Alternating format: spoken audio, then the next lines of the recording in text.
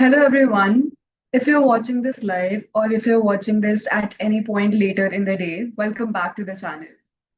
अगर आपको आज के न्यूज़पेपर पढ़ के ये लगा कि you're feeling more confused rather than you're feeling informed, that's okay, it happens. And for that, we're here. We are here going to slow things down and going to explain you the topics in a much more simpler form so that कोई भी opinion बनाने से पहले you are well informed and you know what कि आपको पढ़ना क्या है और आपको क्या नहीं पढ़ना है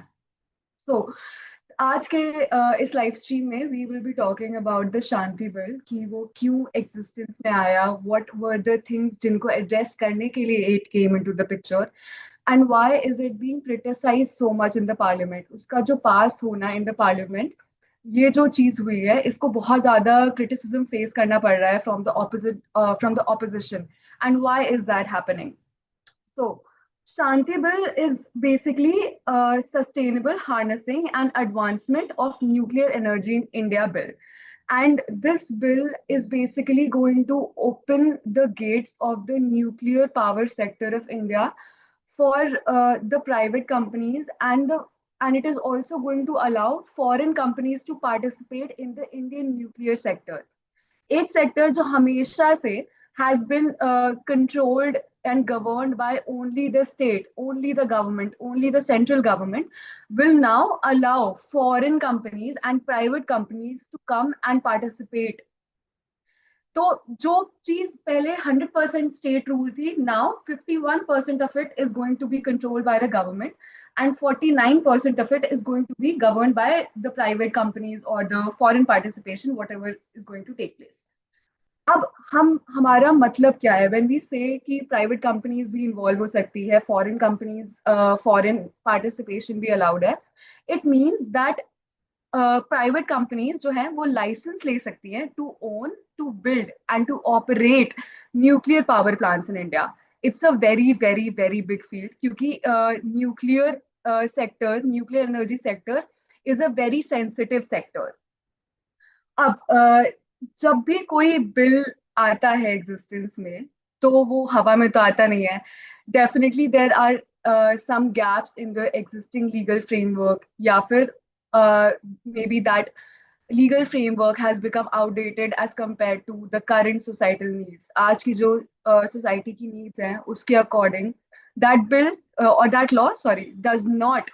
really cater to the needs of the society तभी हम कोई भी बिल लेके आते हैं कोई अमेंडमेंट लेके आते हैं कोई चेंजेस लेके आते हैं तो फिर लेट्स सी कि ये बिल एक्चुअली किन गैप्स को एड्रेस करने के लिए लेके आया है पहली चीज तो इंडिया का जो एनर्जी सिक्योरिटी है उसको बहुत ज्यादा स्ट्रॉन्ग करने वाला है ये और कैसे स्ट्रॉन्ग करेगा it will diversify the power mix वो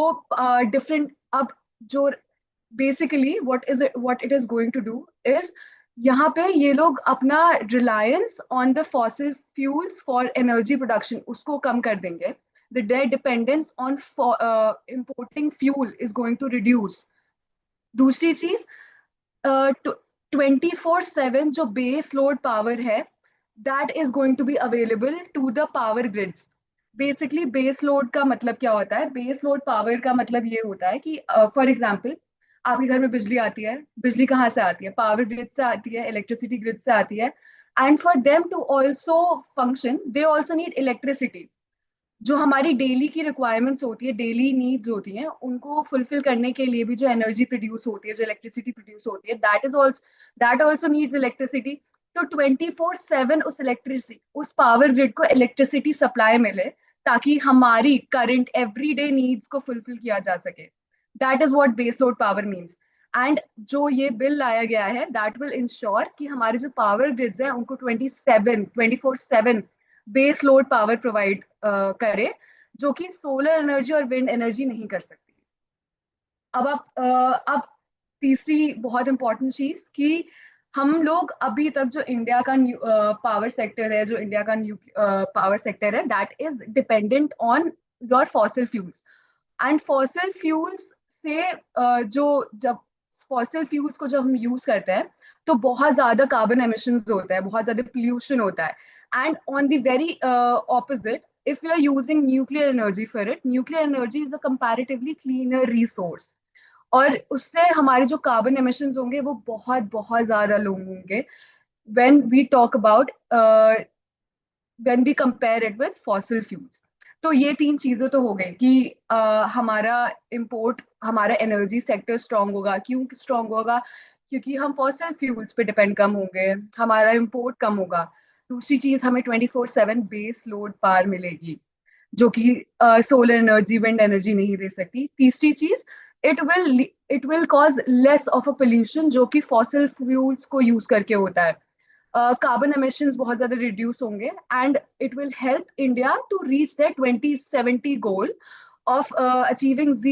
नेट जीरो कार्बन एमिशंस। अब इतनी सारी अच्छी अच्छी चीजें हो रही हैं, we have talked about all the good things that are going to happen because of this bill. तो फिर why is it being why the passing of this bill in the parliament is being criticised so much? इसका मतलब there are definitely lacunas in the bill itself, क्योंकि opposition ने तो सीधे सीधे बोल दिया that they have requested to review this bill, make some amendments, and also they have requested कि सिलेक्ट कमिटी बिठाई जाए to review this bill. So let's look at why it is being criticized so much in the parliament. पहली चीज तो ये कि private sector का involvement मतलब कि प्रॉफिट ड्रिवन एक्शंस। अगर जो आपका न्यूक्लियर सेक्टर है, आई said it in the beginning of the session itself, it's a very sensitive area. It requires कि आप प्रॉफिट ड्रिवन की जगह आप रीजनेबल एक्शंस ले, रीजनेबल एक्शंस के थ्रू पूरे सेक्टर को गवर्न करें। सो प्राइवेट सेक्टर से का मतलब होगा कि प्रॉफिट ड्रिवन एक्शंस होंगे। एंड जो इंसिडेंट्स हैं जो हुए, like Bhopal gas tragedy, Chernobyl हो गया, फुकुशिमा हो गया, ये सारे जो इंसिडेंट्स हुए थे because of lack of reasonable care या नेग्लिजेंस की वजह से, ये सारे एक्शंस, ये सारे ट्रेजेडीज के रिपीट होने के चांसेस बहुत ज्यादा बढ़ जाएंगे। दूसरी चीज ये कि हमारे यहाँ पे कि इस बिल के through what the government has done, उन्होंने ऑलरेडी ये जो फॉरेन कंपनीज होंगी या ये जो प्राइवेट एंटिटीज होंगी जो कि अब इन्वॉल्व होंगी इन दिस सेक्टर, उनकी लाइबिलिटी ऑलरेडी प्रीसेट कर दिया है। मतलब जो अगर if there is any harm, any tragedy that gets caused by their action, और कोई भी लॉस होता है to the mankind, to the environment, तो जो भी कॉम्पनसेशन होगा, उन्होंने वो लाइबिलिटी को ऑलरेडी प्रीसेट कर दिया है, एक अमाउंट सेट कर दिया है जो कि दोज कंपनीज विल पे।